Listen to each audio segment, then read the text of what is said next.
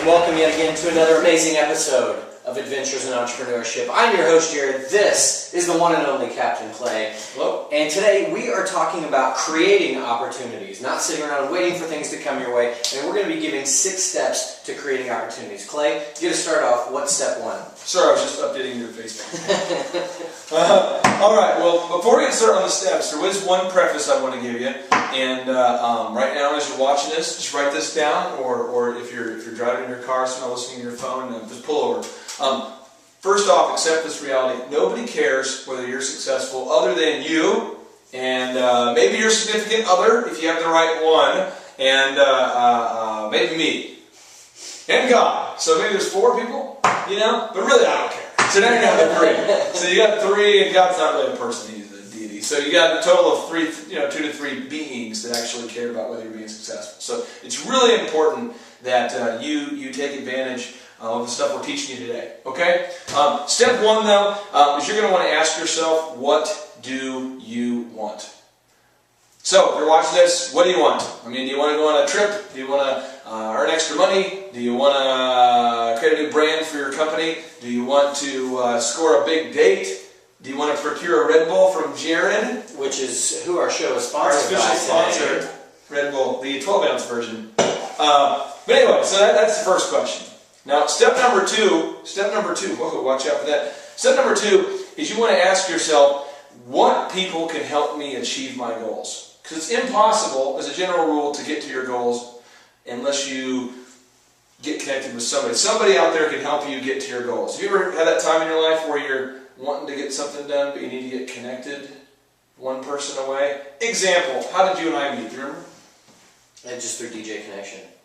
Did we know each other kind of through that a little bit? Like, was it somehow through some kind of ORU? Because we had connections through ORU is how it ended up really getting connected. People, though. Yeah.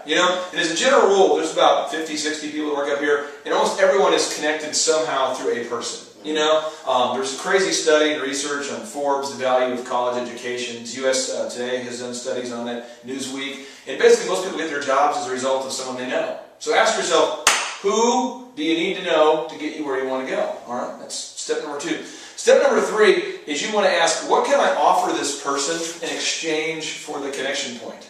So, have you ever taken somebody out to lunch, Hogue? Absolutely. In order to pick their brain? Absolutely. So what did you offer them in exchange for their advice? Well, I started off just with offering to pay for their lunch because I didn't really have much. No such thing as a free lunch.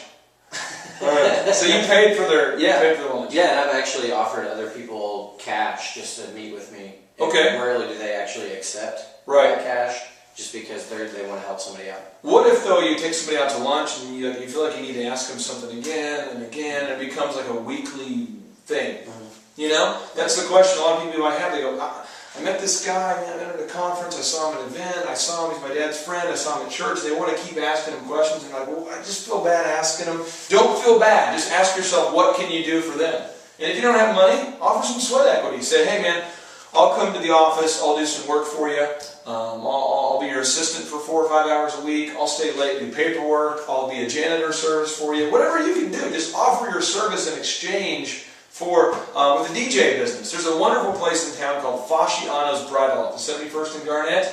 Awesome.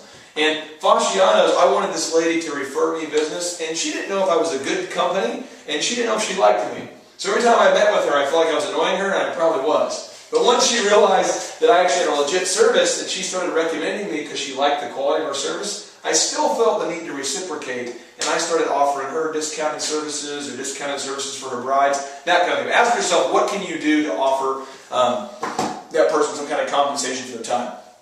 The next point here, point number 4, is how can I reach these link people? Hypothetically, if you wanted to reach me and you didn't know me, how would you go about getting a hold of me? I would first try to find someone that knew you.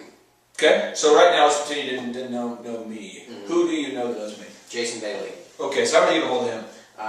Being that I work for him as a DJ, I would just sit down and talk to him, give him a call, something like that, and just say, hey, I want to get a hold of Clay. How do I do it? There you go, but it's somebody who knows somebody. Mm-hmm. It's never just, you're just waking up in the vast sea of darkness and saying, hey, I want to reach you. It doesn't. One, if you talk like that, people will hang up. But two is that people just it doesn't work. You know, you got to make sure you know who knows that person to get connected. I know, and for some reason in business and sales, we do weird things. Or even in dating.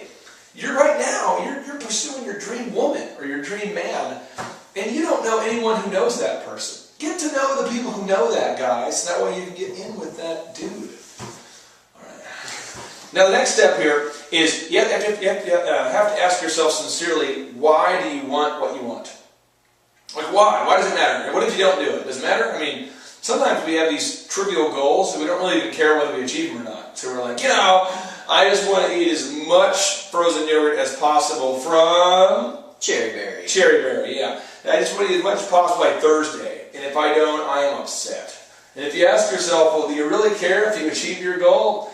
No. I don't even like yogurt, that kind of thing. I mean, it's just you have to have a real goal. Ask yourself, why do I really want to achieve this goal? Right now I'm working on the wedding mall. The goal is to have a mall set up in every city in the country. A mall set up, you get your dress, you get your DJ, your photo, your video, your cake, all that. Why? Because it's freaking awesome. Why? Because the wedding industry is unstandardized. Why?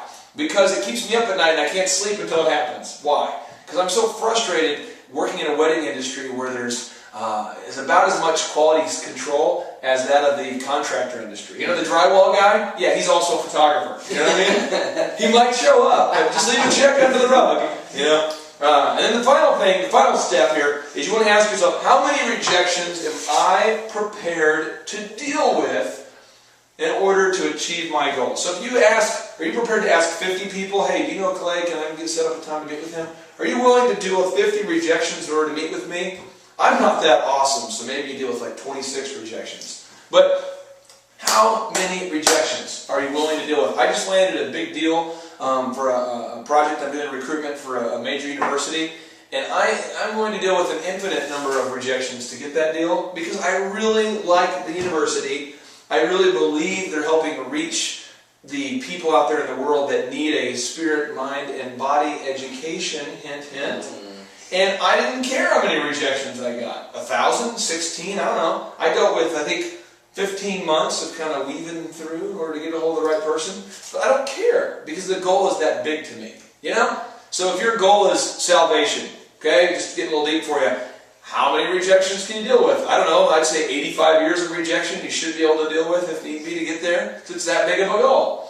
But if your goal is to get, yoo-hoos and frozen yogurt by Thursday, it's probably not that big of a deal. So those are the 6 steps. Super important that you do. Let's review it real quick here. Step number 1, ask yourself, what do you want? Okay. Step number 2, ask yourself, what people do I need to reach to get to my goals? Step number 3, what can I offer these people in exchange for their time, connections, that kind of thing. Point number 4, how can I reach my link people? All right, how can I reach them? Who knows them? That kind of thing. Step number 5, why do I even want to reach my goal? And step number 6, how many rejections am I willing to deal with in order to get what I want? This just in. That is fantastic. As always, you can email your questions directly to clay@makeyourlifeepic.com. You can leave your questions, comments, concerns on our Facebook page as well as our YouTube channel.